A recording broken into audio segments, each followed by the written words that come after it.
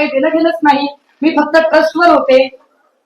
हा फोटो काल सगळ्यांनी बघितलेला आहे, पण पुन्हा एकदा माध्यमांना दाखवला पाहिजे की हा फोटो हा फक्त ट्रस्टवर असणाऱ्या संचालकाचा फोटो आहे का.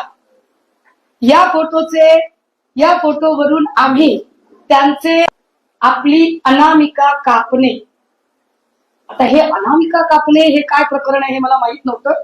मी त्याची जरा माहिती काढायचा प्रयत्न केला, तेव्हा मला त्याची जी माहिती मिळाली ती फार धक्कादायक आहे. मी त्याची कॉपी काढून आणली आहे. अनामिका कापतात, कशासाठी कापतात बघा. ती तंत्रमंत्र विद्येमध्ये हाताची अनामिका अत्यंत महत्वाची मानली जाते, कारण ती सूर्य आणि शुक्र ग्रहाशी संबंधित असून ऊर्जा वहनाचे मुख्य केंद्र आहे. या बोटाचा वापर मुख्यत्वे मंत्राचा प्रभाव वाढवण्यासाठी, विशिष्ट मुद्रा करण्यासाठी किंवा एखाद्या व्यक्तीला वशीभूत करण्यासाठी केला जातो. या बोटाद्वारे ऊर्जा शरीरात प्रवाहित किंवा शोषित केली जाऊ शकते.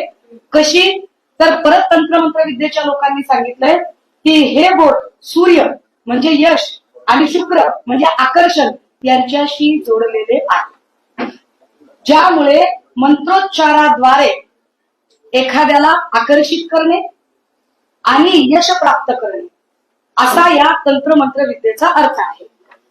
त्यांनी सांगितलं की ताई हे विशिष्ट वेळेला करतात. कधी करतात? हे सोमवती अमावस्येला करतात. हे सोमवती, आम्हाला इतकं काही त्याच्यातलं नॉलेज माहित नव्हतं.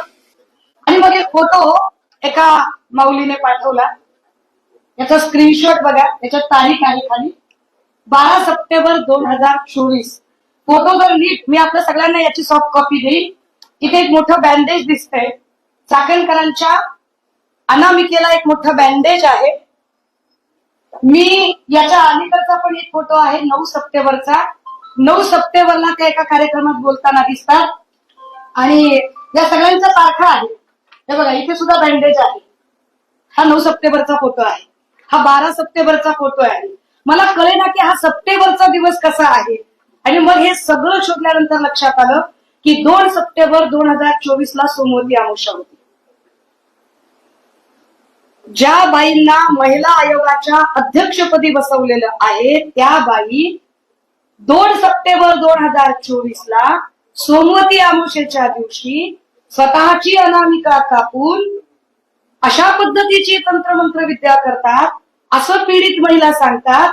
आणि ही जखम किती दिवस होती, म्हणजे जखम किती मोठी असू शकते बघा. याच्यात तारखा आहेत, कारण हे स्क्रीनशॉट सकट आहे.